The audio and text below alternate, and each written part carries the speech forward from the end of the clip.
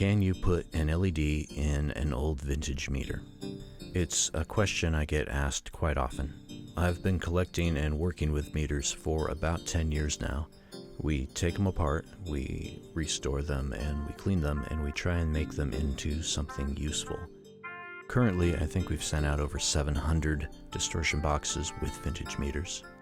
Unfortunately, about 60% of these meters that I buy end up not working. Either they're seized up, the needles won't move, there's no response, they don't respond well enough, or sometimes the needle will stick. Either way, they just don't work.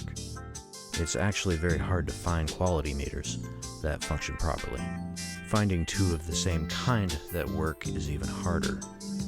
But I keep at it. I've got a lot of meters, and I'm always buying new ones. And we are constantly on the lookout for something that's unique and something that has a lot of character. When choosing one or two for a project, my main priority is finding meters that are quality and function as expected. Countless hours of work go into these boxes, and ultimately we just don't want to ruin them by putting something in them that is subpar. And really, I think everything just needs to look beautiful. So can we put an LED in one of these vintage meters to illuminate the front? I happen to have about 100 or more broken meters in the shop, so let's try some of those. At first you might think, well, just put an LED inside and the rest will work fine. I mean, it looks pretty good, right? It's not always that easy.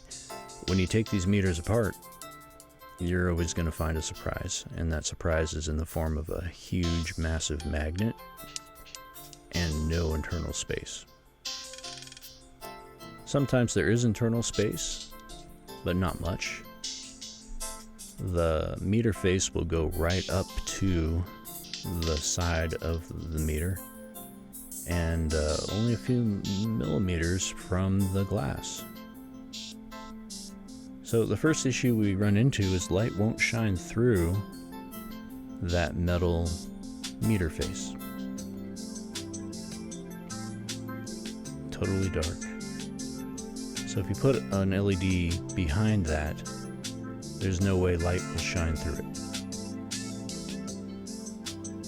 And there's really no easy way to make a new meter face on a transparent background without getting into some serious manufacturing. So let's try putting an LED inside the meter, underneath the meter face.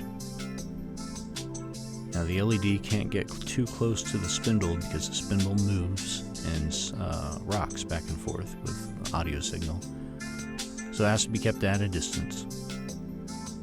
You can see by looking inside, we just ruined the meter. Meters are very delicate. It's like working on a watch.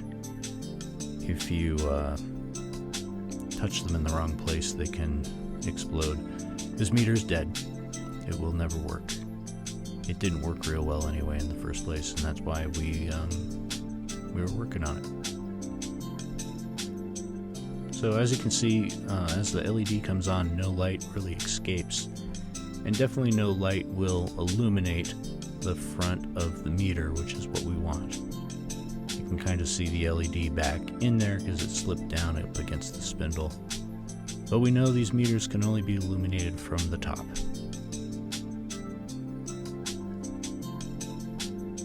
Looks pretty good.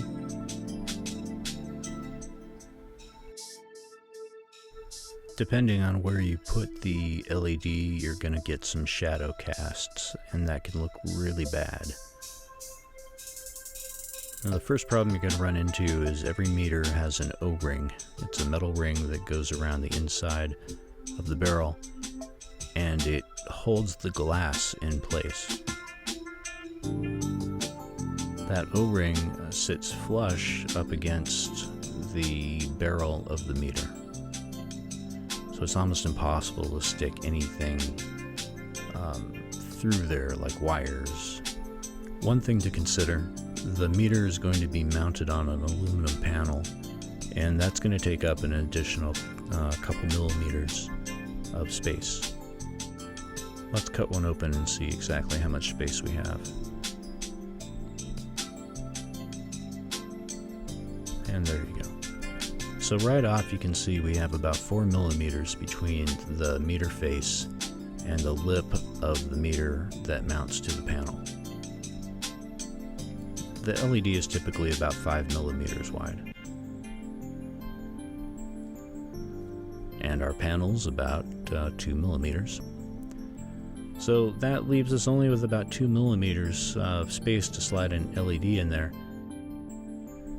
And at that point, our LED is lower than the meter face. Since the LED won't illuminate the meter face that way, what if we put an LED inside the meter between the glass and the meter face? That's just not going to look very good.